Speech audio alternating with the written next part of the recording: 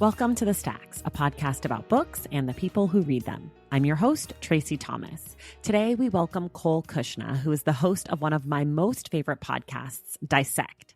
Dissect is a show of long-form musical analysis, and each season, Cole breaks down a different album, and each episode is a song from that album. Dissect is just masterful, and I'm thrilled to welcome Cole to the show. In addition to many other albums, Cole has broken down 2 Kendrick Lamar albums on Dissect, both To Pimp a Butterfly and Damn. So it was a no-brainer to pick The Butterfly Effect, How Kendrick Lamar Ignited the Soul of Black America by Marcus J. Moore for the Stacks Book Club pick this month. Cole will be back to help us break down that book on November 25th. Since November is the month that we focus on gratitude, I'm doing something special to say a huge thank you to the Stacks Pack, aka the people who hold down the show month after month on Patreon. For now, I just want to say thank you to some of our newest patrons: Jill Riggs, Sarah Jacobson, Kate Miller, Cheryl Mitchell, Amy Garay, Mandy Larson, Mary Briggs, Stephanie Elaine, Laura Kinson Evans, and Sarah Gonzalez. Thank you all so much. And for those of you who want to join the Stacks Pack and get a free book from Libro FM, head to patreon.com/thestacks. All right, now it's time for my conversation with Cole Cuchna.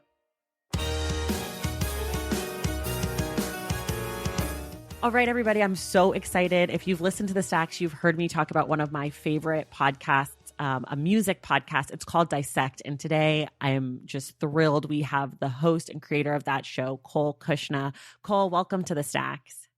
Thank you. Glad to be here. I'm so glad you're here. This is sort of a departure. We've never had like a real music-y person on the show before. So you're our introduction into the world of music. Why don't we sort of just start a little bit of you telling us a little bit about yourself? Yeah. So in terms of what I do on the show, my background is a lifelong musician, essentially. And that began with, being a rock star when I was a teenager and playing guitar in bands, and did that pretty seriously for, 10, 15 years. And then ended up going to college a little bit later than usual to study composition and kind of immerse myself in the theoretical world because I was self-taught up until that point. And so, so I have this kind of background of playing kind of popular contemporary music, but also then studying like classical music in college. Other than that, I was almost an English major, so I was I'm very much into reading and all that kind of stuff. So I love it. We're gonna have so much to talk about. Yeah. So I guess Dissect, it's kind of, I don't know, maybe the greatest podcast. It's hard to tell. Maybe the second greatest behind the Stacks. I can't say for sure, but it's definitely a toss up. I want to know how the idea came to you, because it was an independent thing that you did and now you're on Spotify. So sort of what were you thinking? Like, how did you decide to do this? Yeah. I mean, it kind of ties into the background I just kind of laid out, which was having this, what I felt like, well, especially when I went to college, I realized how separate these musical worlds that I was a part of were. They're, classical music and academic, quote unquote, art music exist essentially in colleges everywhere, and that's about it. And you don't really talk about popular music all that much when you're studying in college like that, which I always thought was kind of weird because, everyone likes contemporary music. It's hard to find someone that just exists listening to classical or jazz or, there's always going to be current things happening that all musicians are going to be interested in. So I always thought that was kind of odd. And so when I got out of college, I was thinking about a way to combine those two worlds.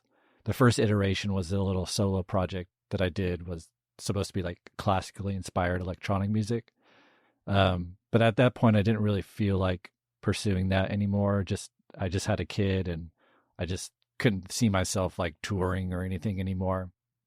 So I was listening to a lot of podcasts when I had my first baby, and I'm kind of the type of person that if I hear something or I see something and I like it, I'm always like want to try it.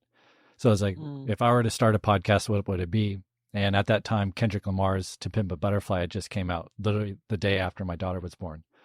And so I have this very vivid memory of listening to that album for the first time the day that I got home from the hospital, holding her in my arms while she slept, like listening on the headphones, and the sunrise was going on behind me. It was like literally like a picturesque moment, one that I'll remember forever. But anyways, long story short, that album I felt like was tremendous, incredible, but I also knew I like wasn't quite understanding what he was saying fully.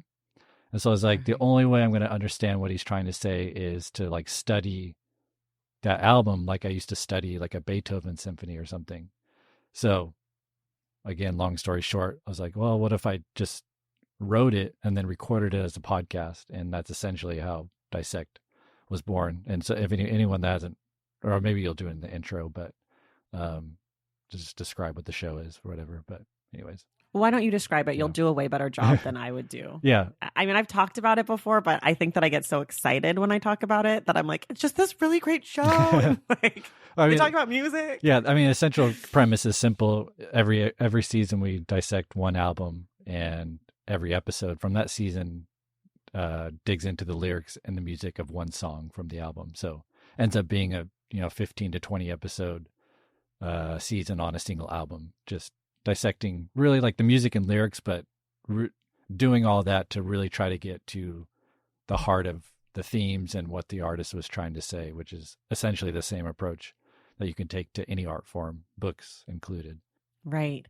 You do the To Pimp a Butterfly season and people listen and people are like into it.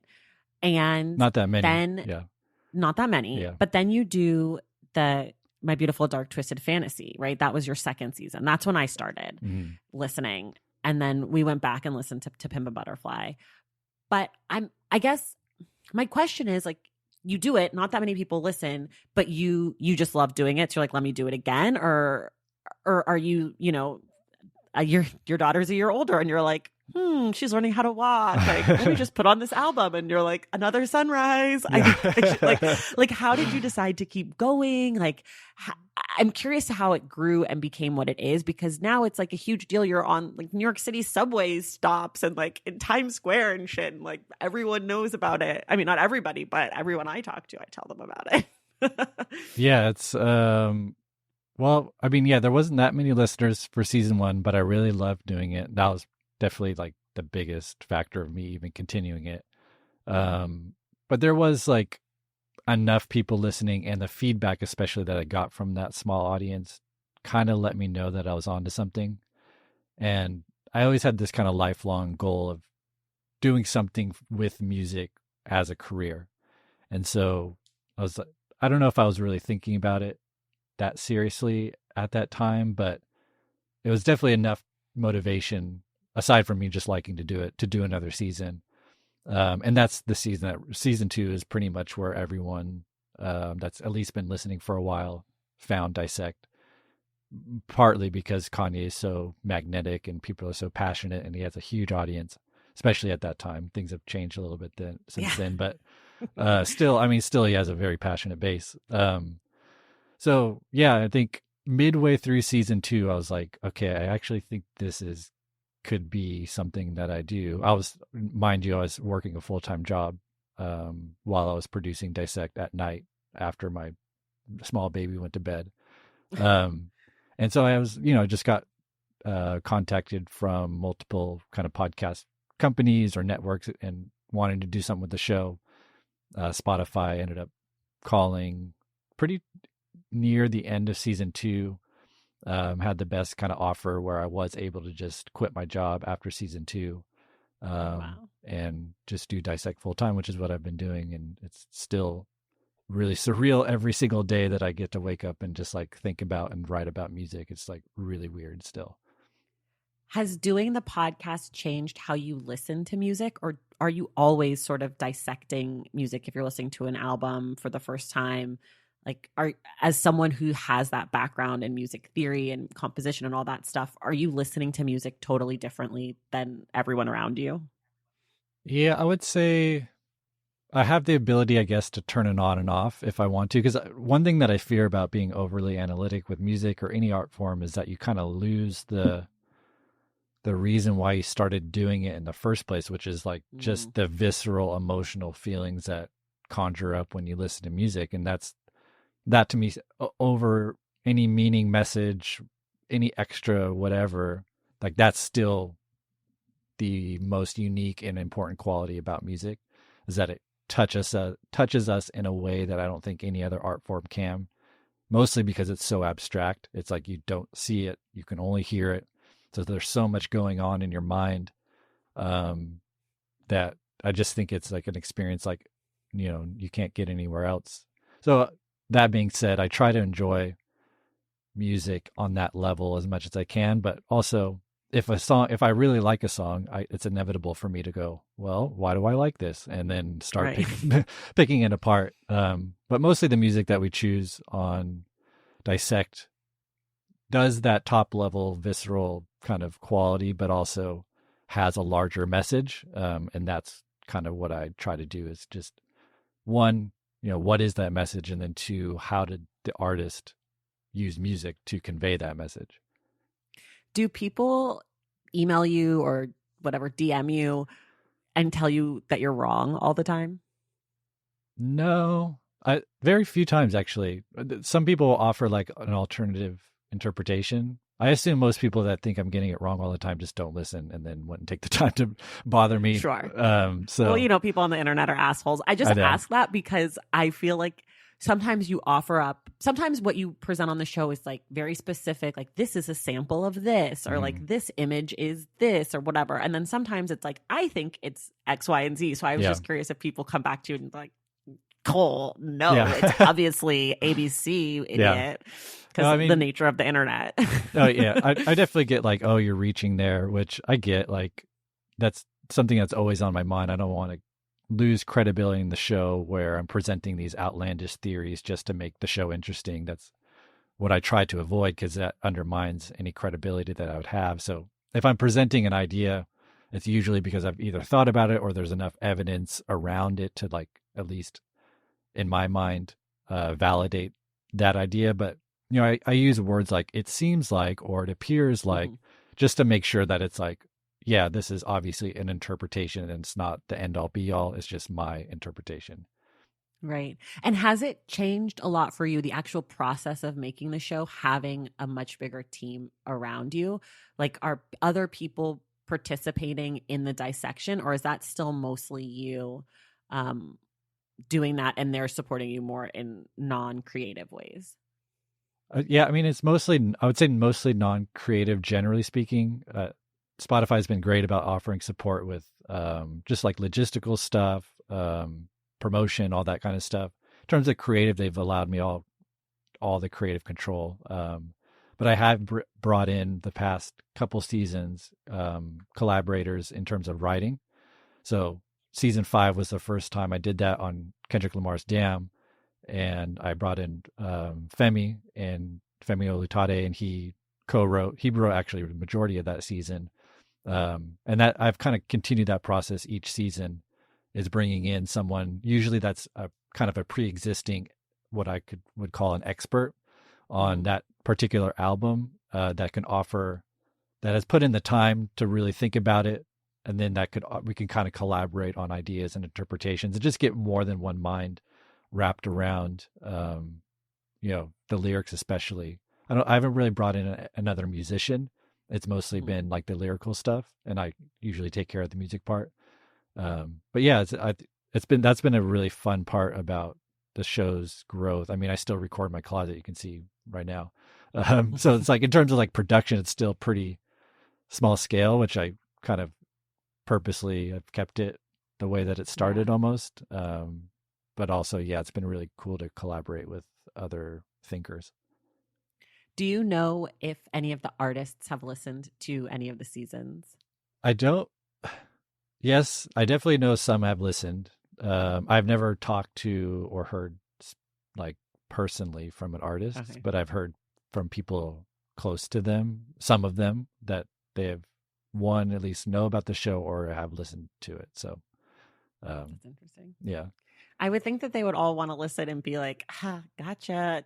You didn't get the answer to that part. Or like, that's what I would be. I'd be like, oh, they're dissecting the stacks. Let me just let them know about themselves. See, I would be the total opposite. Like, I would not want to listen to it at all. Like Frank Oh, Ocean really? specifically, in an interview, someone asked him about it, and he said, like, I think he said that he listened to a little bit of it and just said it was like awkward for him, which I Hmm. 100% get. Like, Sure. someone like actually made a podcast episode about me, and I like couldn't listen. Like, I could not listen, get myself to push play. Like, I don't know. Yeah. It's just I guess awkward. that's true. I could see that side too. Like if someone was talking about you. Well, I feel like that's how we connected is that I was talking about you with our Eric Thomas because he mentioned you in his book. I don't know if you've read his book or not, here for it, but he has a whole section on Kanye West's power, I want to say. I can't remember. Maybe it's just on Kanye West in general, My Beautiful Dark Twisted Fantasy, but we talked about you. And I feel like that's how we connected because I was making fun of you because you say oscillate wrong. Oh, yeah. That's famously. Like, I know. I love that it's wrong actually now because so many people have said it was wrong. And like, it's so funny to me now looking back. Well, that was like on the episode, Eric and I were like, he says that one word wrong, but then we couldn't think of the word. And then you tweeted at me and you were like, it's oscillate. And I'm never going to say it right. And I was like, oh, I love Cole. He's my new best friend. I love that he could like take it and dish it right back out. It's funny because that's like a music term too. Like there's like oscillator. See, I say it right now, but I wish I still said right. Yeah. But there's like, it's funny. It's so ironic because it's like a literary word and it's also like something that has to do with music. And so it's just funny that I get it wrong. It's okay. I mean, I have a question on this podcast that I ask people, which is what's a word you can never spell right on the first time? And God, I kid you not, pretty much every single word that anyone else says, I also am like, I can't spell that word. Like restaurant? Someone else had said that. That's one of the few. Restaurant and tomorrow are the only two words that have come up on the podcast that I was like, I can spell those words. But everything else, like recommendation, separate, awkward, like anything that has a lot of consonants or a lot of vowels I can't do it. It's like I give up really quickly. Like, where's the red squiggles? I've looked it up like so many times on Google, but I still don't understand what the difference or remember what the difference between affected and affected is. E and A. Yes. Like, no idea. Yeah. And every time I have to Google like effect versus effect. And it's always like, Tracy, you're an idiot. Please pitch. Siri's like, again? Seriously? Yeah. Okay, I have a few more questions about the podcast and then we'll transition sort of into your reading life. But so some of the seasons, two of the seasons that are just, I think, my favorite are My Beautiful Dark Twisted Fantasy, and then of course Lemonade. I think as a Black woman, that album is so important to me. And you guys you brought in TT Shodia to help you, and you guys did the visual album and you did the music. So what was that like, taking on this third element, not just the music itself and the lyrics, but also bringing in the visual components and then having another like it just felt like such a different special season. So I'm just curious about that one specifically. Yeah, I mean, that I've been wanting to do Lemonade since it came out, but it was on Tidal forever and then wasn't on Spotify, so it just never really made sense to do it. I mean, not like Spotify even told me not to. It was just kind of weird if I, whatever. So, but literally the second it came on Spotify, I was like, that's the next season. And just because there's obviously a lot of reasons why I selected it, but just to touch on the visual component, it's like, I think Lemonade, and maybe people are going to revisit Lemonade after Black is King came out, but that is such it was highly praised and everything, but I still don't think it gets the respect that it deserves. It is a true visual album. The way that the music and the visuals interact to tell a larger story is like something I've never seen before. And so it was just an obvious choice. And obviously the message was so timely and important to what's going on today. I mean, on every layer, and then her artistic growth that, Beyonce's on this really incredible artistic trajectory that I think still doesn't get, she gets a lot of praise and accolades, but I still don't think she's as respected as an artist as she should be. Yeah. And so, that was motivation. Bringing in TT was an obvious choice. She's brilliant. She's really fun and collaborative to work with, and obviously provides a perspective that I cannot offer, especially with the subject matter. So that was an obvious choice. We also brought in Maggie Lacey, who was a co-writer who helped out with the analysis as well, just getting different perspectives on it. I mean, the visuals was so fun for me. I love film, and just to talk about film, and especially the way the music and the film interacted, was just a really cool, opportunity to just really be able to sit down and dissect what she was doing. And I mean, it's such an incredible, for anyone listening that hasn't seen it or hasn't seen it in a while, like, seek it out. It is a masterwork. So yeah. I went back and rewatched it halfway through listening to your season on it. I was like, I need to see it again. There's too many details. And even after rewatching it and then listening to the second half of your season, I still was like, I can't even remember, like, because it is so detailed, and you guys go into such detail about the music and the visuals. And yeah, she's a genius. Like, I think she needs to get her Pulitzer too. Like, it's not fair that it's just Kendrick. Like, she's up. She's due. She's due for at least maybe a Grammy. Like, the Grammys get it together. I know. That was one of the, I mean, looking back, Adele over, I mean, I love Adele, but anything over Lemonade that year, I just don't understand. Yeah. Well, and also that stupid James Corden show over Homecoming for God. an Emmy. Like, what in the hell? Yeah. What kind of... I'm like, he's lip syncing in a car. What are we talking about here? Yeah. I'm hoping all the redemption comes this year with Black is King. Yeah. You know what? I haven't even seen it yet. Oh, really? Which is so crazy because I love Beyonce. It's been such a crazy year. I had twins. This year, and so it's just been like there's a lot obviously I going get it. Say no more. I totally so understand. I'm like I kept being like, we're gonna watch it, and then I still haven't watched it. And just for people listening at home, I don't ever normally say this, but I should say this now. So we're recording this episode in the middle of October. And for those of you who are listening, yes, yesterday was election day. And Cole and I both hope that it turned out great, but we're like not talking about anything like that at all. So we have no idea what's going on. We're hoping that everyone is safe and happy, but we don't know. So we're not even going to talk about it. And we're giving you all a breath of fresh air today from everything else in the world. But I do sort of feel like people are probably listening like, these people are acting like nothing's going on in America. So just so you know, it's October 13th right now when we're recording. My last question about the podcast is, are there albums that you want to do that you feel like are too complex? Or are there audience requests that you feel like don't have the range, like that you could never do a season on because people request it, but you're like, there's nothing there. It's Mary Had a Little Lamb. Like, it's no big deal. Yeah, I mean, there's a lot of artists or albums that I think could make a really interesting episode, or maybe two, or something. But to really sustain a season, it takes a really special album. So, one request I get a lot is like Drake. Which I like Drake. I listen to Drake sometimes, but that's not really good for me. Going to sustain an entire season and make an interesting season, especially because I'm really trying to get at like these universal messages that we can actually like learn and take into our life. And Drake's music's just not for that. That's not his intended purpose, in my opinion. And so there's other examples like that. So. Yeah, and in terms of like too complex, I don't think that exists. I mean, the show is made for breaking down complex works.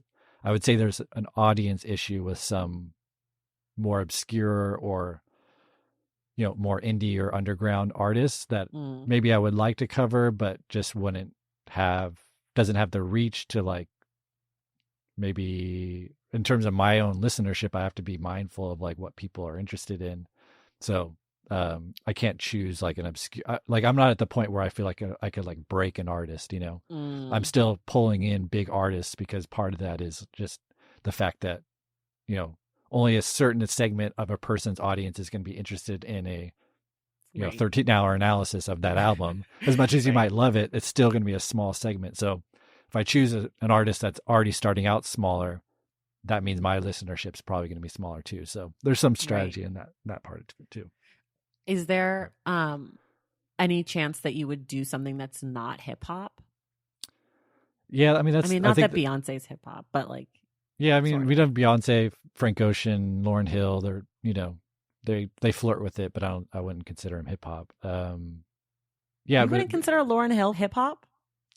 I would. She's an MC. I feel like she no, definitely she's a great MC, like yeah. all time great. But I don't think her music's hip hop necessarily. There's definitely hip hop songs or elements, Sure. but to pigeonhole her as hip hop, I think cuts her short. But yeah, I mean that's a big maybe question. not hip hop, but just like something total like yeah, like the Beatles or something. I don't know.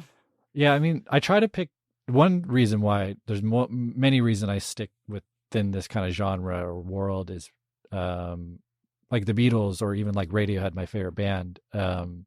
It's been done before. There's tons of academic work on all that stuff, and there's so little what I'm saying academic work, whatever you want to call Dissect, like as that approach to hip hop or contemporary urban music or whatever you want to categorize it, like there's very little of that that exists, and I think that's really a tragedy because, like Kendrick Lamar, I mean, he's obviously getting some praise now, but even like Kanye or Beyonce, it's like as much as people love these artists, like I don't think a lot of people realize like the brilliance of them. Maybe they can feel it, but it's like part of what I'm trying to do on the show is like, no, actually, this is like on par with all these like heralded composers that we worship. Right. You know what I mean? Like historically. So it's kind of trying to elevate the genre a little bit in terms of like respectability or whatever. Yeah, I think that's such a great point. I mean, I could probably talk to you and about the Kanye season for my whole life. I thought it was one of the greatest podcast experiences I've ever had. But as someone, I remember the first time I ever listened to that album. It's going to be 10 years old this year. Yeah. Like I remember that album so well, and listening to your season on it, it made me, and I'm someone who up until very recently, I really, really, really liked Kanye. Like I even liked the Ye album. I thought it was good. Yeah. I know now he's such a fucking train wreck that it's like I can't like him, but I want to. But listening to what you did and how you kind of like tapped into what he was doing was just such an incredible enhancing experience from that album. And at the time when I listened, I don't do this anymore, but I used to teach spin. And I remember that I had never played the full long version of Runaway, but after hearing you dissect it and like talk about it, and you guys did 2 episodes on it, or you did 2 episodes on it, and I played the full 9-minute song in my spin class. And I cannot tell you how many people came up to me after that and were like, holy shit, that was amazing. Because it made me approach riding this stationary bike differently after hearing like all the stuff you talked about, and like the 1 and the 3 versus the 2 and the 4 and like when the beat drops in and the like reverberating tones, like there was just so much to what you did with just that one song, let alone everything else on the album.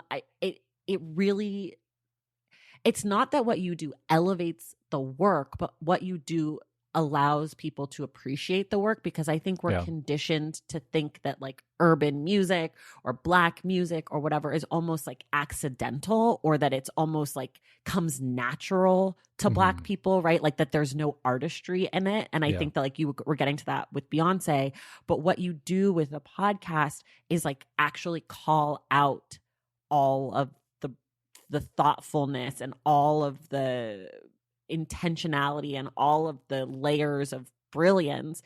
And no matter what you think about Kanye as a person, which, you know, for me, seems like a fucking asshole, that album is unbelievable. And hearing you talk about it really, like, I could feel that it was amazing, but hearing you talk about it was like, holy shit, like, yo. Yeah. Yeah, I think that's literally the purpose of the show. It's like, I'm not trying to sell you on the artist. Usually people are coming in already loving that artist or album. It's like you already love the album. I'm going to try to explain why you love the album, the mechanics behind it, because we can all feel like there's a reason why Beyonce, Kanye, Frank, they're massive, and they have incredibly passionate fan bases, because we all recognize that special quality, even if we can't articulate what exactly it is. Like we all can hear it, we can feel it.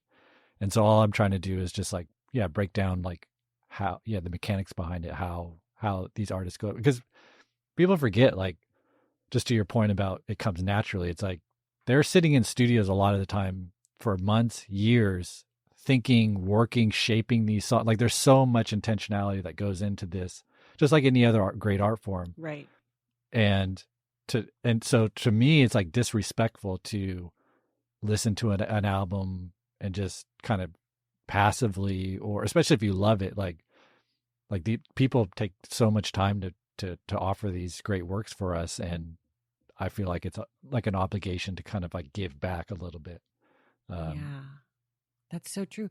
And I mean, I keep saying we're going to stop talking about it, but I do want to call out one more thing, because I think as someone who loves words, as a reader, as a person who's passionate about books, for me, I've always loved music. I was a dancer. Like I definitely have a strong connection with music and rhythm, but I often think about music only about lyrics.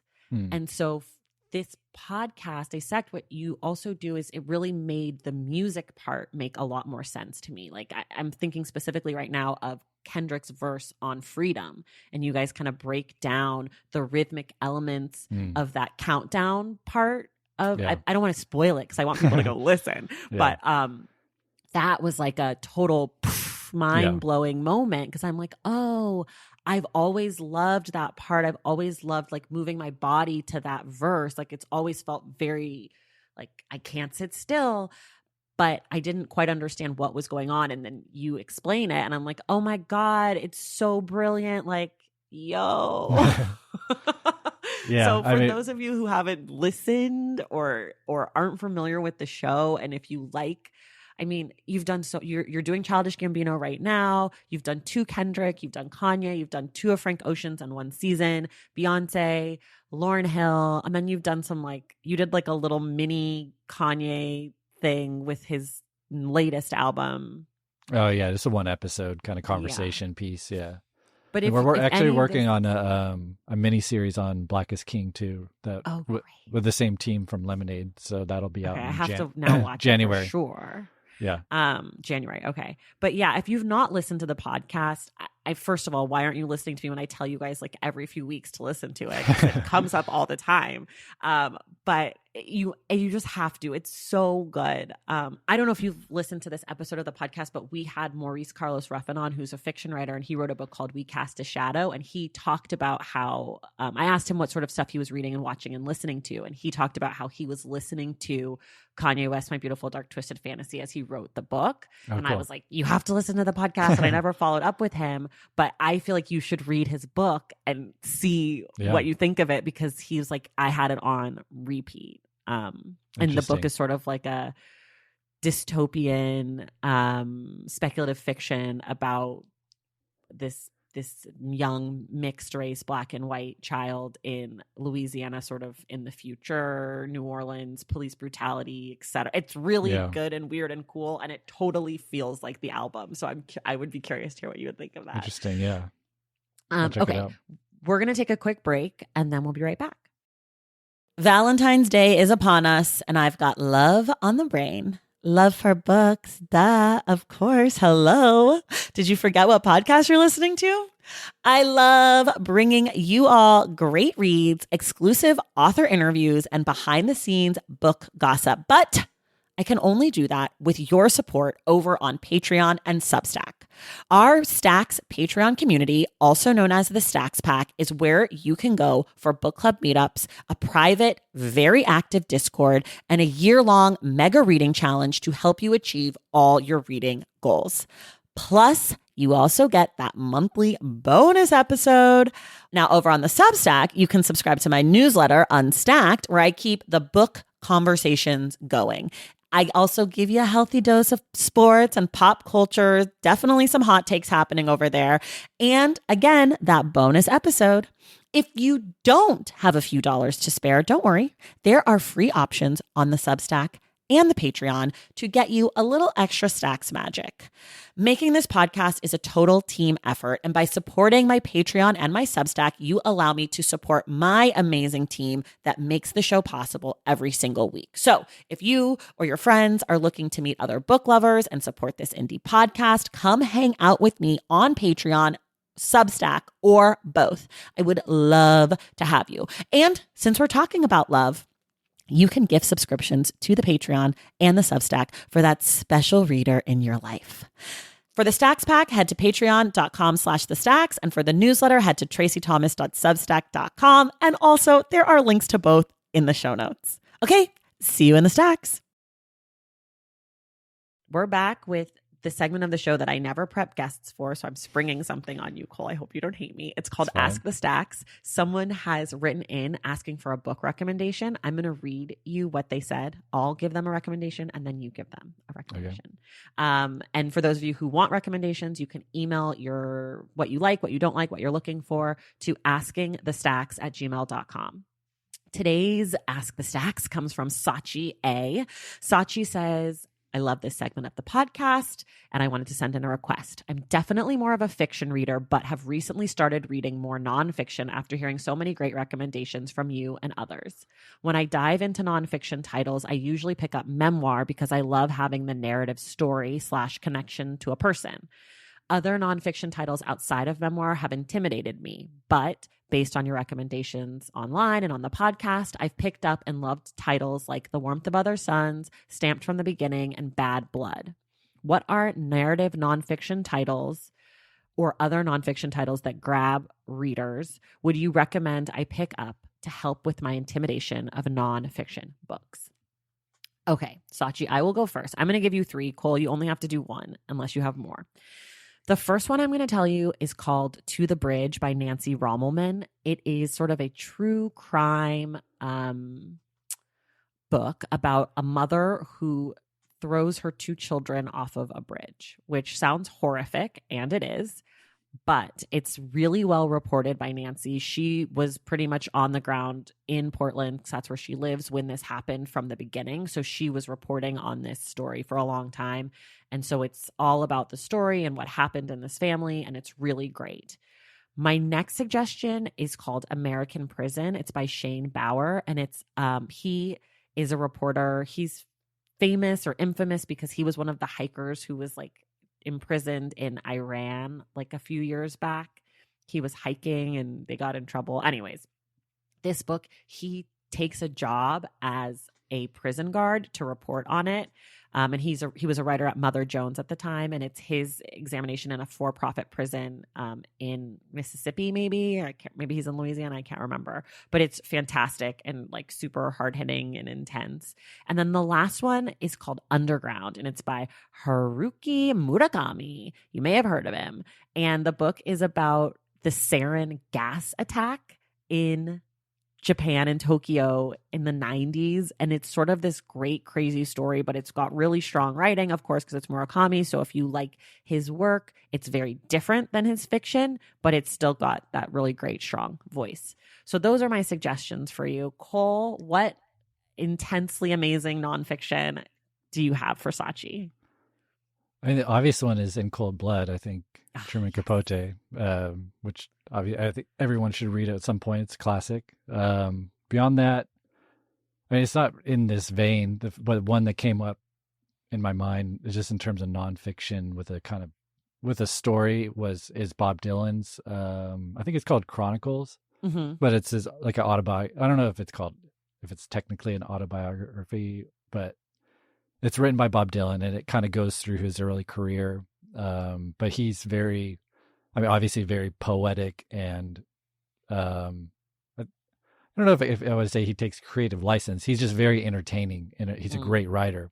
And so he takes you through like his early life. And I think there's supposed to be multiples, but I don't think he's released anything after this initial one. But anyways, this tells you like how he came up and broke into the folk scene, and just gives you his perspective on it, like now 50 years or whatever years later. So there's kind of a linear story aspect to it, even though it's written by him. I like that. I've never read that. Is that book won some award, or was that like I think part so. of his... It came out like, I want to say 10, 15 years ago or something like that. But yeah, it was, I'm sure it got a lot of praise when it came out, for sure. Yeah. Okay, amazing. Sachi, those are our recommendations. Please let us know if you read any of the things that we suggest. And for those of you, again, who want to have a book recommendation on the show, email askingthestacks@gmail.com. Okay, now we're going to talk about Cole's book taste. And I'm very excited that you were almost an English major because that means you're going to have lots of things to talk about. We always start here. 2 books you love, 1 book you hate. All right, 2 books I love. I would say the first one is Blood Meridian by Cormac McCarthy. Okay. I'm not sure if you've read that, but I haven't. it's, yeah, I would say probably my favorite book. If I had to choose, I've read it multiple times. It's been a while since I read it, but I read it 2 or 3 times. And I get really obsessive if you haven't kind of noticed by the show, but it's like, I used to cause I was trying to be a writer for a year, a small part of my life. So I used to type out Cormac McCarthy's books, to learn how he wrote sentences and structures and stuff. Anyways, so Blood Meridian is it's like a really dark coming of age story. It's about a boy who joins it takes place in the 1800s when when the US government was paying these bounties for the scalps of Native Americans.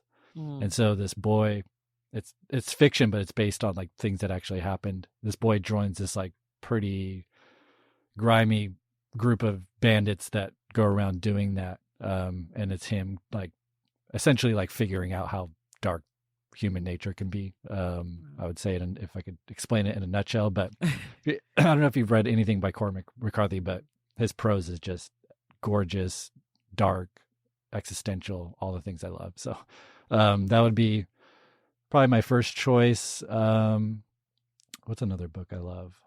The first one that comes to mind is Catcher in the Rye, only because I'm rereading it at this moment, because it has some ties to the current season that I'm doing. And it just reminded me, I've read it a couple times, but what I love about rereading books, which I do often, and I don't know if that's just because I'm lazy and I just pick something that I already know I'm going to like, but I read it, obviously you read it in high school. I reread it in my 20s a couple times, and now in my 30s, I'm reading it again. And every time, and I've done this with multiple books, but I love the fact that it's essentially a new book every time you read it at a different age. And you just pick up on different things. I mean, just because based on your own experiences or how you're just approaching the book at that time in your life. And more than maybe the book, I'm being reminded of that experience with Catcher in the Rye, which is, if it's not that book, I would say I would recommend that people actually reread books. It's kind of maybe, I'm thinking about how I approach music, where I listen to an album over and over and over again on my show. I think maybe that's just part of my personality, but I suggest trying it, rereading something that you know you love but haven't read in a while, and just see how the experience changes. Yeah. One book I hate, I'm really bad at hate questions because I don't really like critiquing art at all, and if I don't like a book, I just put it down. I'm not the type of person that has to write it out. If I don't like it, I just stop reading it. So I can't really remember the last time I did that. You don't like critiquing art, but Dissect is essentially art criticism. It's celebration. I would say it's appreciation. There's I think of criticism. I know there's a couple ways you can use that word. Right. I don't like disparaging art. Why not? How about that? Because I've made art my whole life and it's fucking hard. Yeah. So it's if you finish something and beyond that you published it or you put it out into the world, even if it was just that, to me commands a certain amount of respect. And so with that respect, if my personal opinion is that I don't like it, I usually just keep my mouth shut, and that's just how. So you're on the thumper approach. If you don't have anything nice to say, don't say anything at all. Yeah, that's what I tell my kids. So I got to live it out, right? At least so publicly. The opposite. I'm at least publicly. Opposite. Yeah, okay. publicly. I love to criticize art. It's my whole life's journey is criticizing art. I like it. It's exciting to me. I like having something to say. When something isn't perfect or great, it's almost more exciting to me to talk about than when something is great. I feel I'm this is great. Ta-da, it's amazing. But yeah. I think maybe that's just a different approach to it. But I respect that you are a much kinder public person. Yeah. Yeah, it's not I don't have the thoughts, but sure. To me, it always comes back to it's my opinion. It just highlights the subjectivity of art to me. Right. It's like Right. I'm having this, like, who is the end all be all opinion about what art should be and what makes good or bad. It's like at the point of conversation, it becomes subjective inherently. So it's Right. like, Right. and I just choose to like usually I just try to spend my time with things that I love, and yeah. Interesting. I mean, I think what we're like, this conversation is such a art, like I studied art in school, you studied art in school. It's like such a fundamental question around like, how do we talk about art, and is subjectivity, well, obviously it's part of art, but is it important to art, or like, is it important to the discussion around art, whatever it is. What are you well, you told us you're reading Catcher in the Rye. See, famously a book that I despise. I cannot really? stand. I hate Catcher in the Rye. Why? I'm like, it's so not for me, and I didn't read it until I was an adult, and I think that I believe that books should be read. Certain books are meant to be read at certain points in people's lives, and I think I might have missed the window on Catcher in the Rye. Like, just like there's movies that I loved as a kid, like Homeward Bound is one of my favorite movies as a kid, and I tried to watch it recently, and I was like, this movie's not that good, but I still loved it because I loved it as a kid. I feel like that's like Catcher in the Rye. Like, I didn't get it in the window that I needed it, and so now I'm just like, ugh, Holden, what a brat, can't stand you.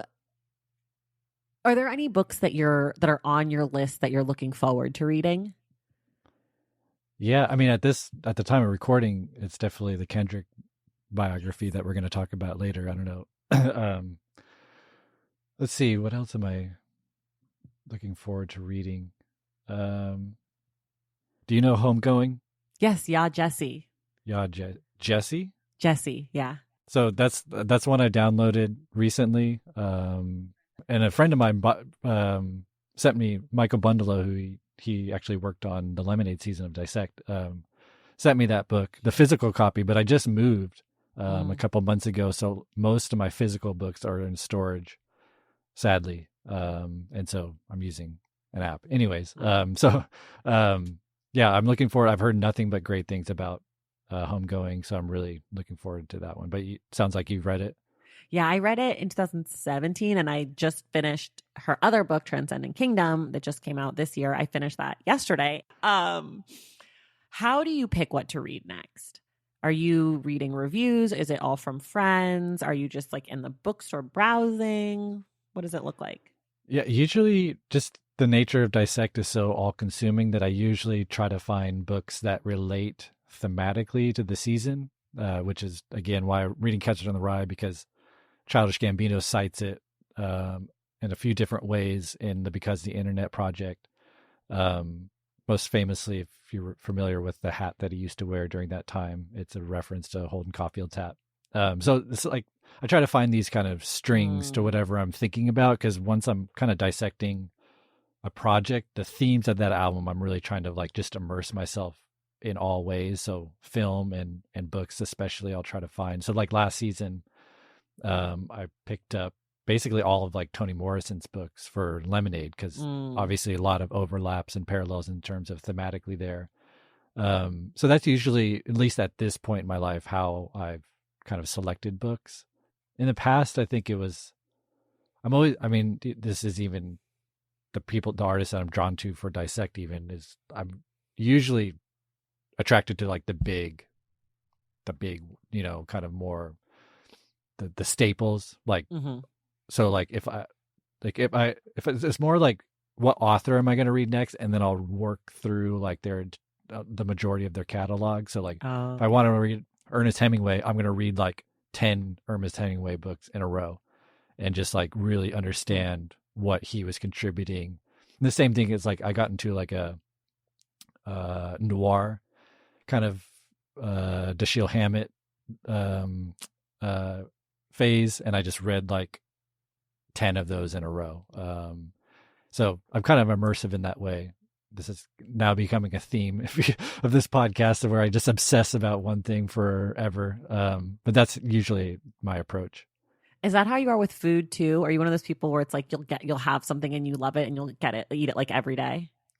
Yeah, with food, I've actually Yes, before, yes. But then I would get like sick of it or to the point where I just like wouldn't want to eat it ever again. So I've Yeah. learned to just like moderate on that point. But that's like generally how I am. Like right now, I'm gonna admit something embarrassing. I'm getting really obsessed with like card magic. And Okay. so it's like so random. So I've been like practicing, like now I have like 20 decks of cards and I'm always like fiddling with a deck of cards and I'm going to be obsessed with it for the next 6 months and then I'll probably just abandon it at some point. I love That's just how, yeah. I relate to you on this. I am also like this. I am one of those people who could eat like the same meal every day and then all of a sudden I get sick of it, except for I have like really basic staples that I've been eating every day since I was a child, like plain pasta with butter and salt. My yeah. go-to. It's like my favorite food. I could eat It's like it my every 5-year-old, single day. yeah. Yes, like a 5-year-old. That's exactly right. Also, microwave quesadilla, another one of my favorite foods. Also, what 5-year-olds eat. Yeah, yeah. That's so. I'm really interested in this like obsession, this obsession gene that you have. I like it. I appreciate it. I think that's what I like so much about. I like the attention to detail. I think that that's exciting to me and interesting. What's a book that you love to like recommend to other people? Actually, you know what? One that I really love. There's two, and I'm going to go back to Cormac McCarthy. One, The Sunset Limited. I'm not sure if you've read that. It's actually a play. It's a script for a play. What are those called? Do those have a name? A script. Okay, script. They made an HBO movie, but it's just two guys in a room. One is like a really smart academic professor who tries to kill himself by jumping in front of a subway, and someone saves him who's religious, kind of former like drug addict turned kind of still like very poor, living in a bad neighborhood, but really turned his life around through religion. And so the entire play takes place in one room in the guy's kitchen that saved him. And essentially the religious man, who is African American, trying to talk this white academic existentialist, maybe nihilist, why life is worth living. So that's kind of that was a bad description of it, but that's essentially the premise, because it's just full of, it's very short. You can read it in a day, but there are concepts and ideas in there that you can think about forever. Like it will, to me, it like scrambled. It made me really question like the foundation of existence. And it's a big phrase, but like that's like literally what it's meant to do. Like it really like I came out of it like, okay, yeah, because it doesn't resolve. Spoiler alert! Like every Cormac McCarthy novel, it doesn't resolve, and it really forces you to like take stock of like your own kind of world philosophy, and that's the kind of the kind of art that I'm drawn to, is like the stuff that really makes you question like what we're doing here. So that's one that I recommend a lot. Do you say two or one? One is great. Okay, I think that's probably a good one. Okay. And when you're reading, what is your ideal reading setup? Like, where are you? What's the weather? Is there accoutrement? Is there a beverage, a snack? Like, what's the vibe? Yeah, ideally, which never happens ever anymore because I have two small children. But I think ideally would be like 5 a.m, get up, make coffee while it's still dark out, and read in like a little corner of the couch or something, like with one light on and the rest of the room is dark. I think that would be the ideal setup for me. Practically speaking, what I do now is like such a hodgepodge of like, oh, I have like 15 minutes here. I'll just like sneak in like maybe a chapter, and then I'll have my 2-year-old come screaming in the other room. So I have to like, so it's definitely not as much as I would like to generally. But I think that sounds really nice now. Now I'm kind of bummed that maybe I'm going to make that happen tomorrow. I'm going to get up. Except for you have to wake up at 5 a.m. You had me with everything except for the wake up at 5 a.m. I'm like, is there another time we could do this? Or well, I still wake up at 5 a.m., but it's because my daughter woke up. So then if I want to make that happen, it's like 4 a.m. I'd have to And wake then up at 4. honestly, as someone who loves reading, I don't love reading more than I love sleep. I'm going to go on the record with would much rather be asleep at 4 than awake reading. Oh, really? I hate sleep. I hate sleeping. It's such a waste of time. Oh my God, sleeping is the best. What do you mean a waste of time? It's how you recharge, rejuvenate, reset. Yeah. Give me a pill or something. If I could take a pill and just not sleep. Is there a movie about that? Sounds like a movie. I feel like it's called like Requiem for a Dream or something. It doesn't end well, I don't believe. Okay. What about a favorite bookstore? Do you have a favorite bookstore? I do. There's a place in Sacramento called Beer's Book. It's a used and new bookstore. I've been going there since I was first really got into reading when I was, I want to say 19 or 20. I would go there every week, just buying used books, just building up my collection at that time. But it's a big enough store where there's enough to fulfill you for like multiple trips, but it's not big enough to get totally overwhelmed, which I find happens when I go to like Barnes and Nobles. There's just like everything you can imagine, plus games and magazines. It's just like sensory overload, which I get they have to do that to survive. But yeah, it's very peaceful. I think they play music. They have like a house cat that roams around. Oh, nice. It's like a really homey, great staple for Sacramento. I love that. Are you born and raised in Sacramento? Yeah. Okay. Northern California, shout out. Yeah. How about the last book to make you cry? Oh, Between the World and Me, I think. Actually, I read that a couple months ago and definitely teared up multiple times. It's such a good, powerful prose and story. And I was reading it in the wake of George Floyd, and it was just, that was a heavy one. Love that book. We did it on the podcast in our first year. It's so good. Oh, nice. Yeah. What about a book that you felt like you learned a lot? The one I'm kind of co-reading right now, Irresistible, which is really about addiction, but it's specifically about addiction to the internet and cell phones and social media, which at this time maybe people are looking for a break from in the wake of the election, whatever happening right now.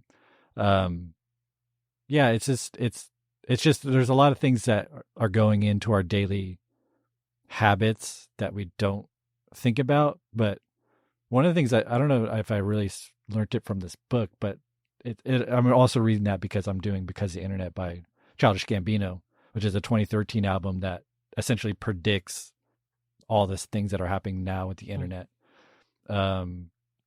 And as soon as I made the correlation that your cell phone is like a slot machine, that really put things in perspective, because it is engineered like a slot machine.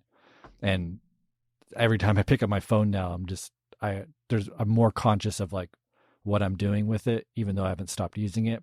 But I'm learning a lot just about how addiction works with the types of things that it triggers in your brain, how it's not exclusive to humans, that tests have been done on rats and all types of animals that feed into these same things that cell phones and the internet and social media are tapping into now.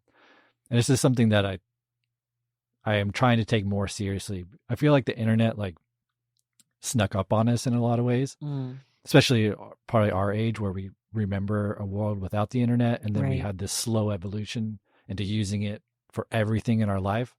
And I feel like now's the time to maybe stop and be like, okay, we've developed all these new habits under our nose, but without us really realizing the magnitude, and like, what are these new habits? What is this new world? How are we supposed to be using these tools correctly? Because I mean, even the current social climate, I think a lot of that has to do with social media, how we interact, the types of interactions of social media encourages. And the book kind of goes into that a little bit. It just makes you more conscious about the world that we're living in now. So I added it to my library holds list because of you. So I can't wait to read it. Yeah, it's good. It's short. It's easy read. But it's super interesting. I can't wait.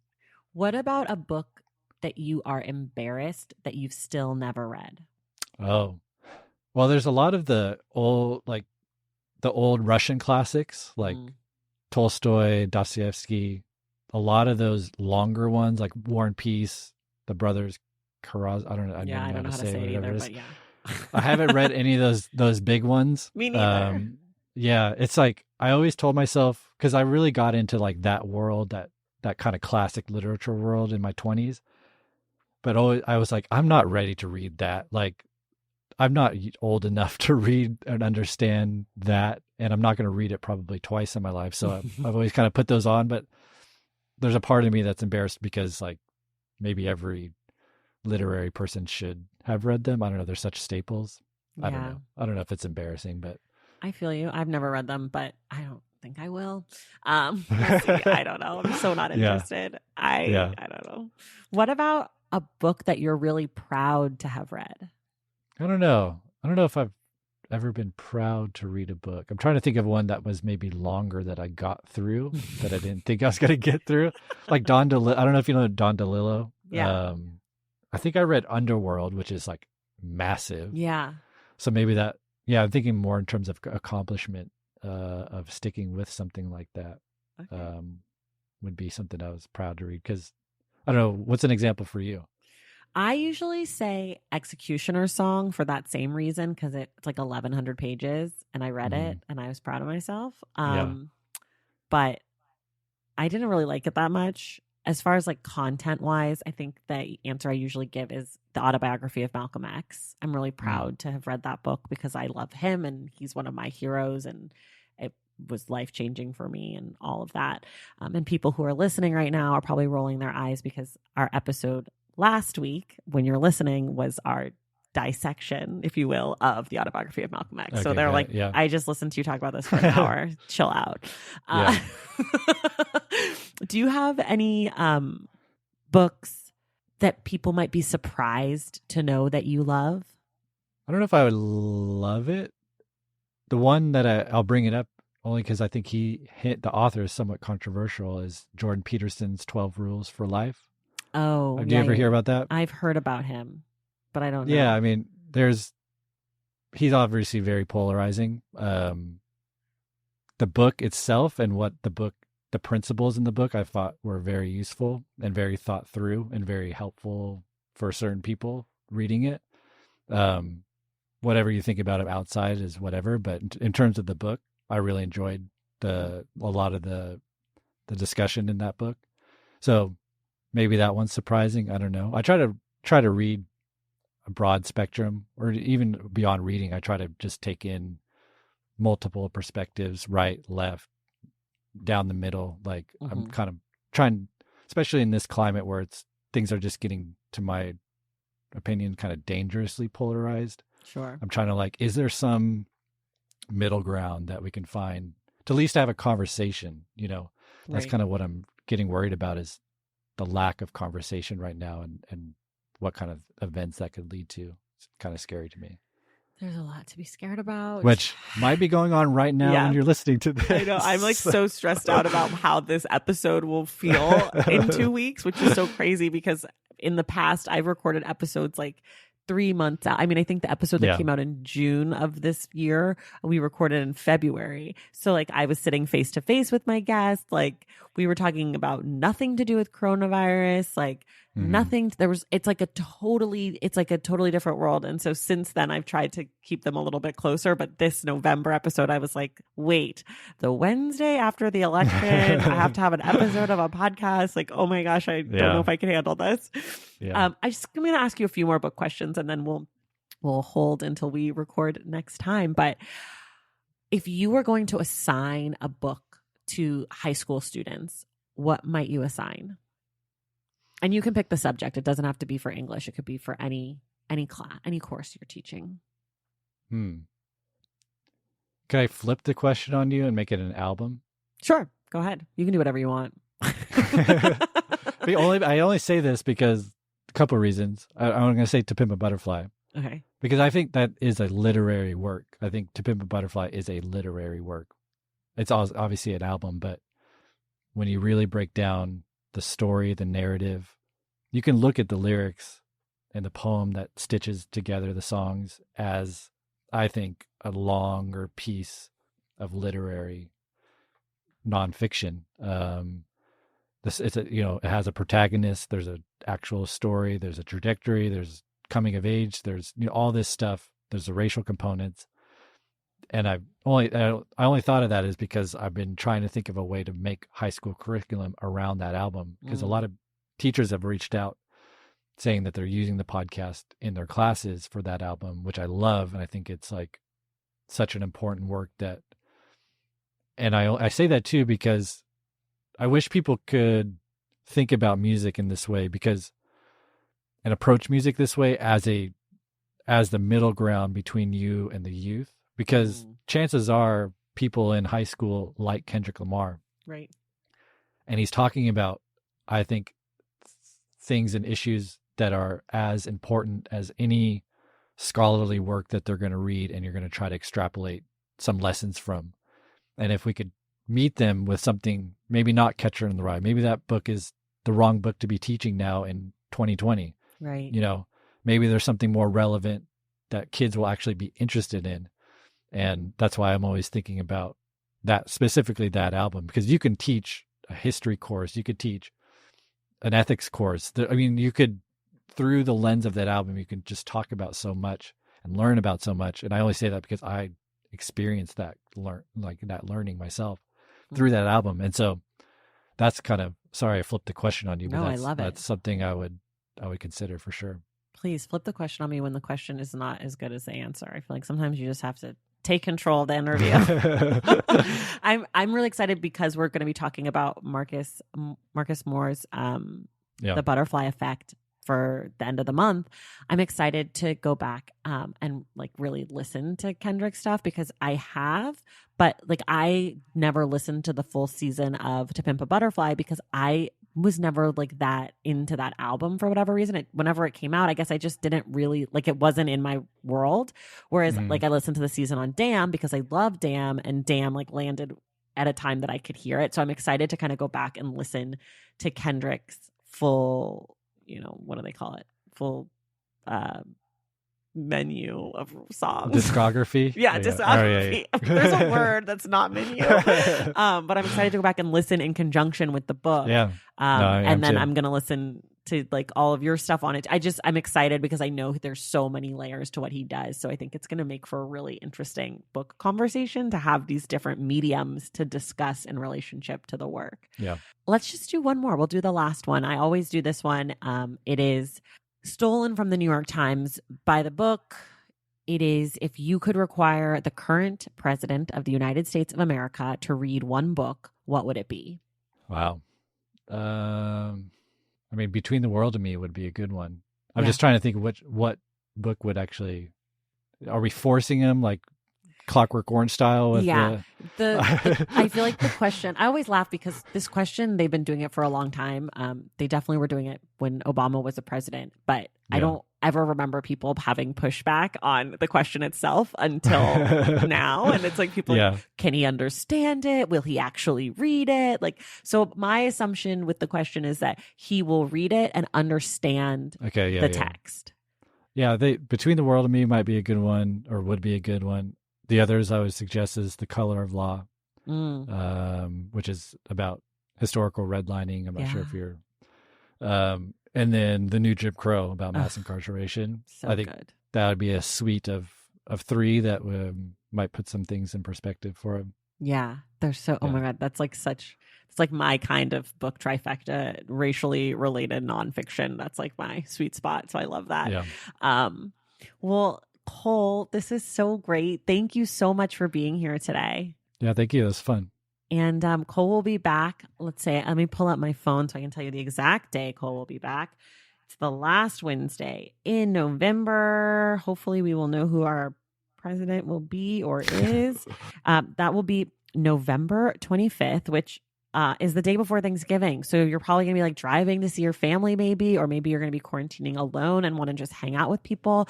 And so Cole and I will be back discussing The Butterfly Effect, the biography, a brand new biography of Kendrick Lamar.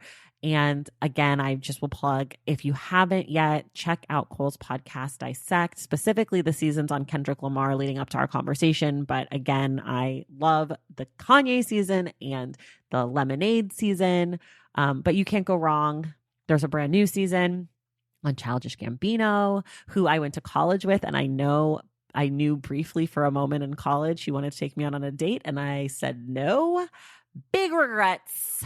Donald, Yo, I'm sorry. That's really funny because someone else went to college. So where did you go to college? NYU. Okay, because I have a friend that's the parent of my daughter's friend that has the same story where she was in class with Donald Glover and he passed her a note asking her out and they didn't go out. And now she's like, that's her like one story that she likes to tell. That's my big regret too. He was in like really a weird. comedy group with my friend's boyfriend. The two guys were in the group together and we all went out for like drinks, even though I was 18. I wasn't drinking, but we went out after the comedy show to like Senior Swankies or something, like one of those like really random New York City places. And he loved me because I'm so funny and great. And then asked the friend to like ask me out. And I was like, no, I'm not interested. I'm 18. And now every time I see him, I'm like, I blew it. I'm a loser. But I don't feel special now knowing that someone else has the same story. Like, was he just asking out every girl in the history of NYU? Anyways, funny. this is a conversation for another podcast called I Almost Could Have Dated Donald Glover. But Cole, thank you so much for being here. And everybody else, we will see you in the stacks.